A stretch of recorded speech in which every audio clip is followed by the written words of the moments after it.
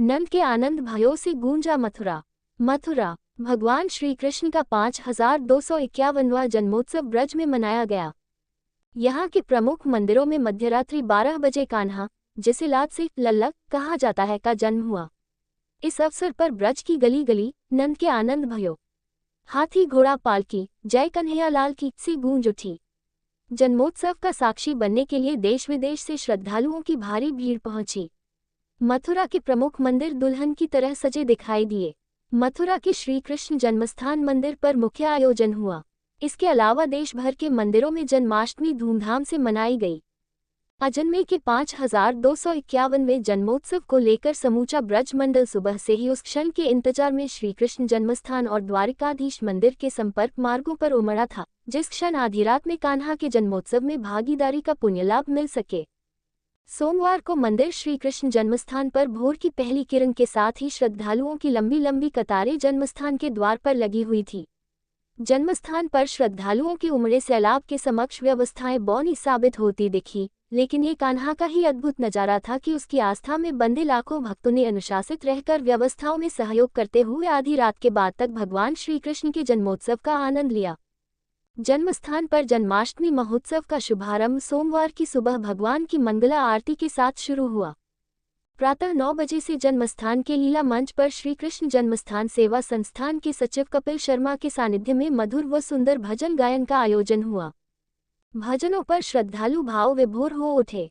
सायं 4 बजे से पुनः लीलामंच पर भक्ति रस की गंगा प्रवाहित हुई तथा श्रद्धालुओं ने भजनों का रसास्वादन किया। जिस क्षण के इंतजार में करोड़ों श्रद्धालु प्रतीक्षा करते हैं, वह अलौकिक कार्यक्रम रात्रि 11 बजे से शुरू हुआ। 11 बजे श्री गणेश नवग्रह आदि का पूजन शुरू हुआ। रात्रि बजे 1008 कमल पुष्पों से ठाकुर जी का सहर्चन किया गया और ठीक 12 बजे भगवान के प्राकट्य के दिव्य दर्शन हुए।